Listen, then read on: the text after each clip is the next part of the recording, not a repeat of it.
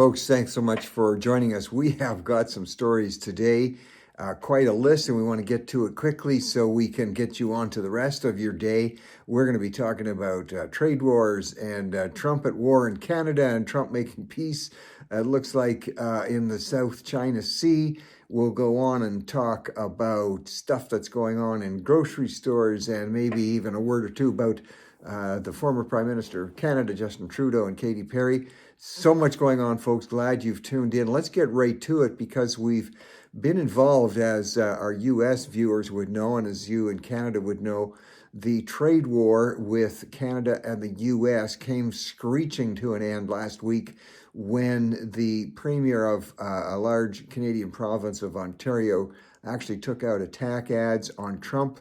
And Trump, in his own book, as we have said and tried to point out, The Art of the Deal, Trump himself, Donald Trump, says, do not personally attack the people you're negotiating with or the person you're negotiating with. It doesn't help with negotiations at all. But he does go on to say, if you do get personally attacked, then you have to hit back harder. And that's what happened in Canada.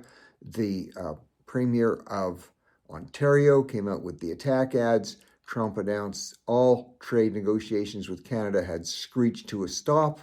And instead of backing off completely, so what the Premier of Ontario did, Premier Ford, right, he didn't want to look like he was caving in, so he says, okay, he will stop the ads, but not until after the World Series is over. The World Series, as you know, is on, and it's a Canadian team, which is made up of entirely, almost 100% of American millionaires, going against the LA team, which is a team made up of almost, well, all millionaires. So we've got U.S. millionaires in Canada battling it out with U.S. millionaires in the U.S. And look, I love baseball and I'm excited about the series. I hope Toronto wins, but I try and keep these things in perspective. And now we've got the situation where the president of the U.S., in response again to the premier not pulling the ads, he says, or not pulling them until after the World Series, the President of the United States now saying not only is he going to quit, as he quit negotiations, he's hitting Canada right across the board with another 10% tariff on top of, in many cases, a 25%. You cannot win by trying to outblast Donald Trump.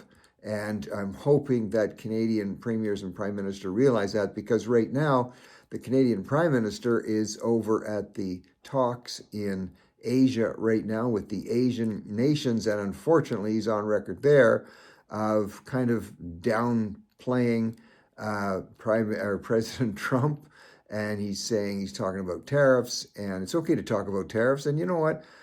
Nothing wrong with going head to head with somebody, but please do it the smart way, because as the Prime Minister of Canada sort of keeps up the personal battle a little, what does President Trump do? He goes into this part of the world, into Asia, and it's on record now he has settled the dispute. It's been a long-standing, very violent dispute between Thailand and Cambodia. Doesn't get covered that much because it's not as, sexy to cover as, let's say, what's going on in the Middle East.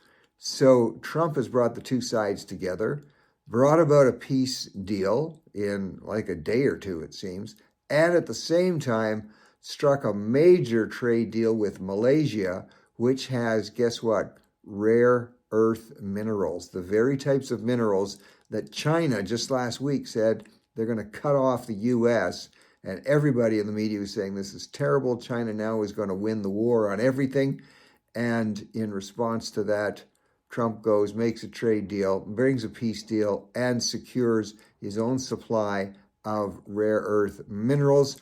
What's the result of that? President of China, President Xi, saying, okay, I'll meet with Trump. Okay, we'll talk about things like rare earth minerals.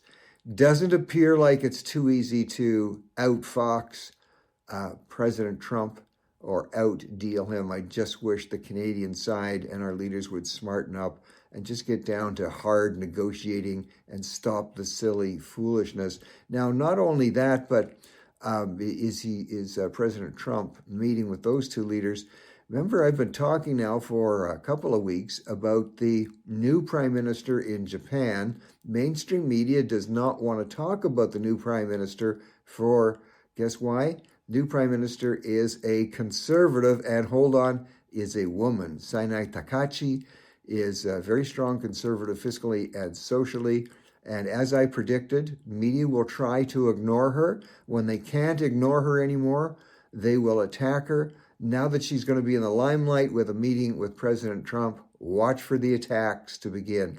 Mainstream media are culturally leftist in their worldview. They absolutely recoil at anything that sounds like individual rights, freedom to speech, individual rights to be enterprising. They recoil at that. They can't stand it. So you can watch for the attacks about to go up on the Japanese prime minister. We'll see what happens and goes on in this part of the world. Not only in that part of the world, but the media has always, for the last almost 2 years, done nothing but attack Argentina's newly elected president a couple of years ago now, Javier Milei, and it looks like from all indications that the measures that he's taken, mainly financially, now he has significantly stopped the growth of government. He has slashed the size of government considerably, and he has lowered taxes. He's done all the things that a small c conservative economist would do. And the media, of course, has done nothing except talk about how Argentina is going down the tubes and they're going to throw out the president and all this. Well, the midterms are coming up.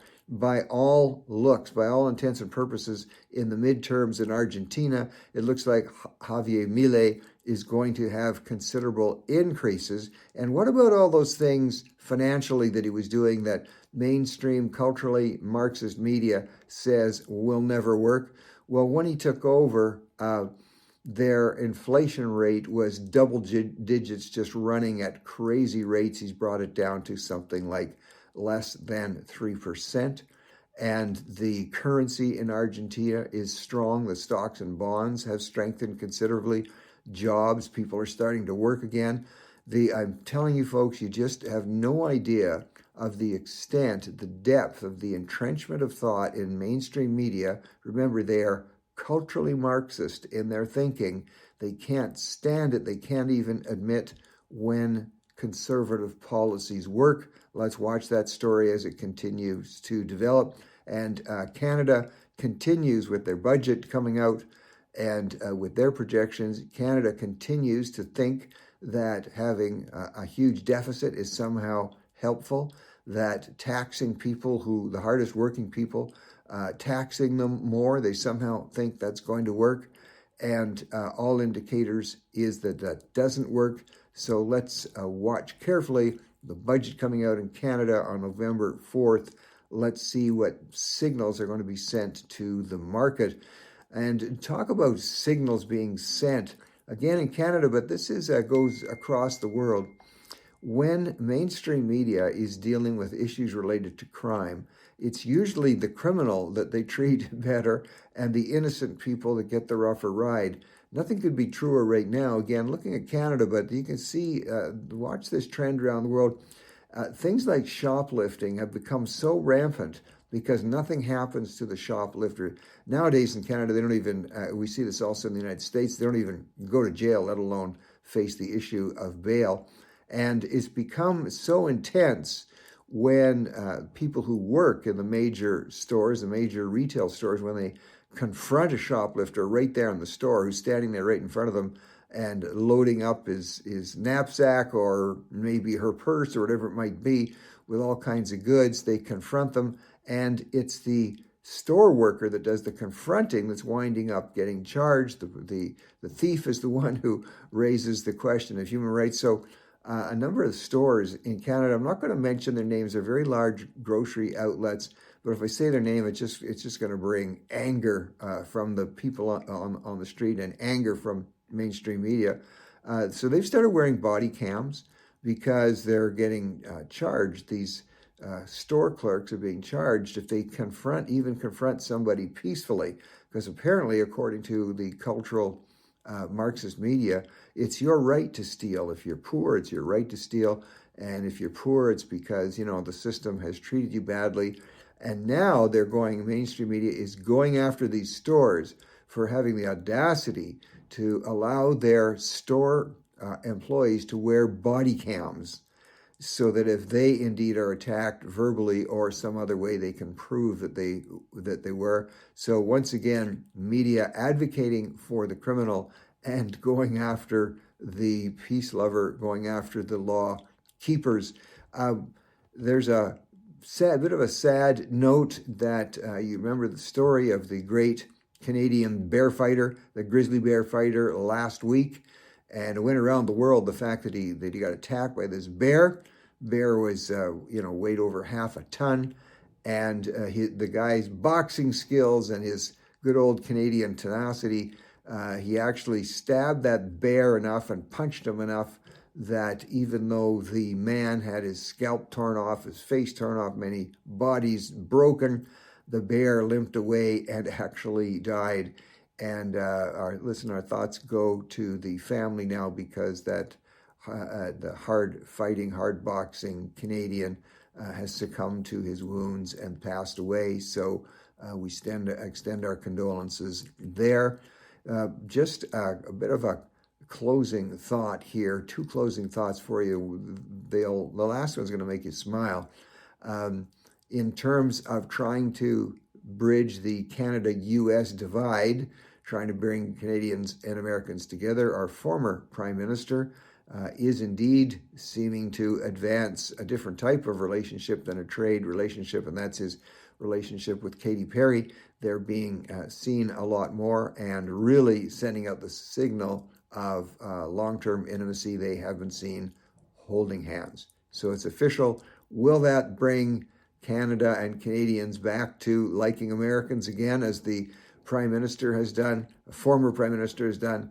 Who knows? Hard to say. And I want to close with a thought that I'm telling you has people just completely beside themselves, especially in the U.S. And, there's been this conspiracy going around that Donald Trump is going to try and run for a third term, which is against the law. In the U.S., a president is not allowed to run for a third term, only 2 terms.